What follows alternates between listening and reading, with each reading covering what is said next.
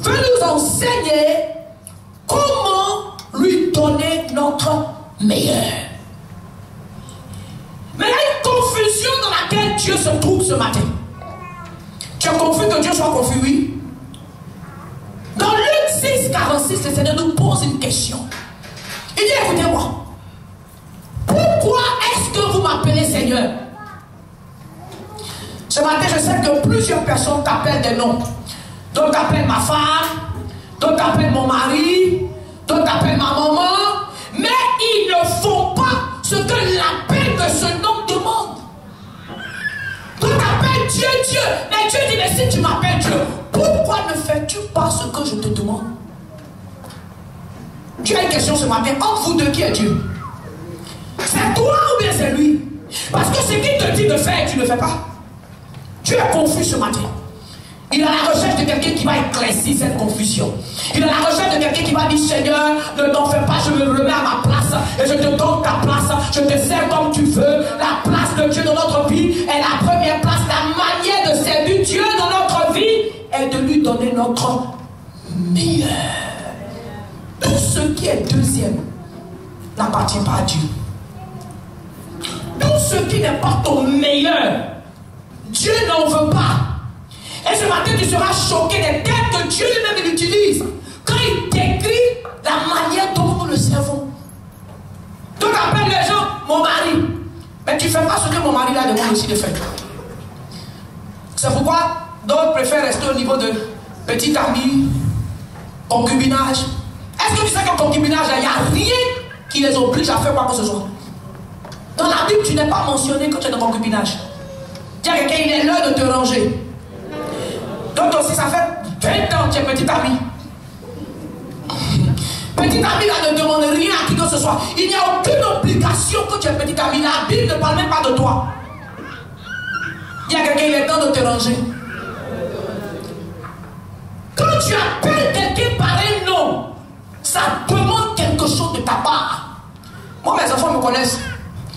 Quand ils veulent déconner, ils se mettent loin de moi parce qu'ils m'amènent du pain pour les gifler. Quel que soit ton âge. Parce que tu vas me dire si je suis ta maman, mais toi tu es ma maman. Alléluia. Tes enfants ne sont pas tes amis. Il y a des parents qui veulent se jouer les parents cool. Oui, je suis un parent du 21e siècle. Tu seras choqué que tu vas perdre dans l'éducation de ton enfant parce que Dieu t'a jamais établi ami de tes enfants. Il a dit tu es la mère, tu es le père, tu dois t'occuper d'eux. L'enfant doit savoir qui est la maman dans la maison. Je suis maman, mais c'est quoi? Je dis un mot, tu dis 15. Reviens au pas. Ta maman est légère. Alléluia. Dieu demande ce matin. Je suis confus. Je suis mon Dieu ou bien je suis qui même?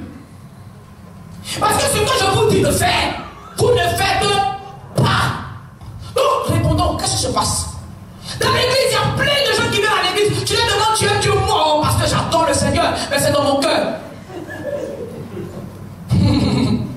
L'amour de Dieu n'est pas dans le cœur. Quand nous lisons dans le livre de Jean 14, verset 21, Dieu nous dit comment son amour se démontre. L'amour que tu as pour Dieu doit être visible. Il doit avoir des évidences palpables que tu aimes Dieu. Quand tu es marié à quelqu'un, on peut voir dans tes actions que tu l'aimes ou que tu n'aimes pas. Hein?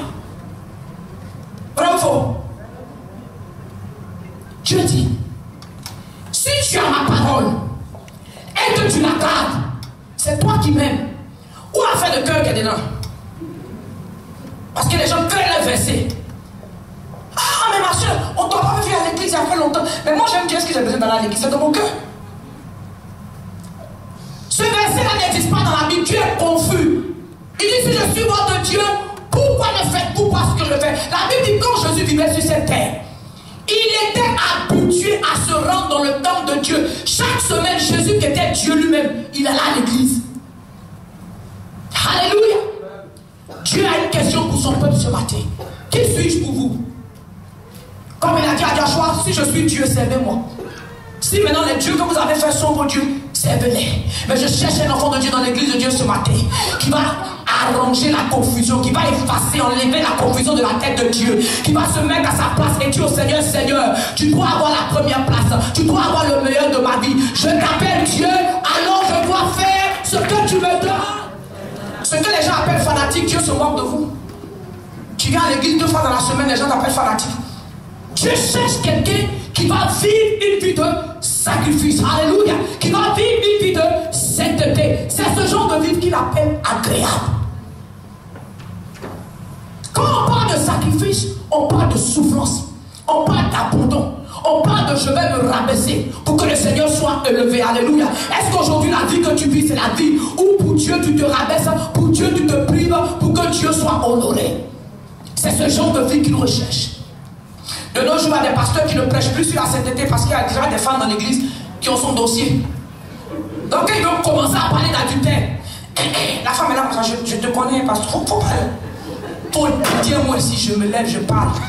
Gloire à Dieu, dans cette église, il n'y a personne d'accord que ce soit sur moi, que ce soit sur le pigeon. Nous sommes libres d'enseigner la parole de Dieu avec vérité. Car la Bible nous dit, enseignez-leur toutes les vérités. Je ne peux pas venir ici et choisir ce que tu aimes. À la Renaissance, nous sommes tellement bénis. Nous sommes une église, on prêche sur tous les domaines de la vie. Il y a des jours, tu vas venir en parler de mariage. Il y a des jours, tu vas venir en parler d'argent. Tu vas venir en parler d'éduquer les enfants. Tu vas venir en parler de sainteté. Mais Dieu ne veut pas que tu choisisses ce que tu veux. Tu viens à l'église aujourd'hui, on parle de sainteté. Mais pasteur a parlé de moi. Les gens qui me coûtent à l'internet, qui sont des millions de gens, j'ai parlé d'eux aussi.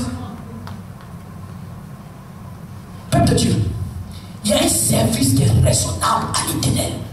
Dieu dit il y a un minimum. Son minimum, c'est une vie de sacrifice. Gloire au roi des rois.